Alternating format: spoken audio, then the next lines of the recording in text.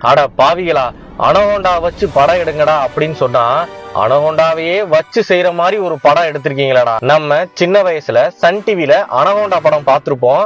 அந்த படத்துல வர்ற பாம்பை பார்த்தே நம்ம பயத்துல நடுங்கி போயிருப்போம். ஆனா இவங்க அனகோண்டா படத்தை ரீமேக் பண்றேன் அப்படின்னு சொல்லிட்டு ஃபுல் அண்ட் ஃபுல் அந்த பாம்பை வச்சு காமெடியா படம் எடுத்து வச்சிருக்காங்க. 2025ல ரிலீஸ் ஆன அனகோண்டா இந்த படத்தோட ஒன்லைன் ஸ்டோரி என்னன்னா, ஒரு குரூப் ஆஃப் ஃப்ரெண்ட்ஸ் அனகோண்டா படத்தை ரீமேக் பண்றேன் அப்படின்னு சொல்லிட்டு அமேசான் காட்டுக்குள்ள போறாங்க. அங்க போனதுக்கு அப்புறம் ஷூட்டிங்காக கொண்டு வந்த பாம்பு இறந்து போயிருது. அதனால ரியல் பாம்பை தேடி காட்டுக்குள்ள போறாங்க. போனதுக்கு அப்புறம் என்ன சம்பவம் நடந்துச்சு, கடைசியில இவங்க அந்த பாம்பை வச்சு படம் எடுத்தாங்களா இல்லையா அப்படிங்கறதா இந்த படத்தோட ஸ்டோரி. இந்த படத்துல ஒருத்தவனை விஷ சிலந்தி கடிச்சிரும். அந்த விஷம் தலைக்கு ஏறாம இருக்கணும்னா யாராச்சும் ஒருத்தவங்க அந்த சிலந்தி கடிச்ச இடத்துல உச்சா போகணும் அப்படிங்கிற ஒரு சீன் வருங்க.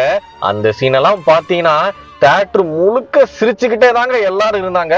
பயங்கரமான காமெடியா இருந்துச்சு. அது மட்டும் இல்லாம அனகோண்டாவை பிடிக்கிறதுக்கு ஒரு டிராப் செட் பண்ணி வச்சிருப்பாங்க. அந்த சீனெல்லாம் எப்பா, ஒரு மனுஷனை புடிச்சு அவன் மண்டையில பன்னிக்குட்டியை கட்டி வச்சு வாயில ஒரு எலிய வச்சு உட்கார வச்சிருப்பாங்க. அந்த சீனெல்லாம் சான்ஸே இல்லைங்க, செமையா இருந்துச்சு. நீங்க ஒரு நல்ல காமெடி படம் பார்க்கணும், படத்தை பார்த்துட்டு சிரிச்சு சிரிச்சு வயிறு வலிச்சு என்ஜாய் பண்ணணும் அப்படின்னா இந்த படம் ஒரு மஸ்ட் வாட்சான மூவிங்க. எல்லாரும் இந்த படத்தை தியேட்டர்ல போய் பாருங்க. இந்த மாதிரி மூவி அப்டேட்ஸுக்கு நம்மளுடைய சேனலை ஃபாலோ பண்ணிருங்க.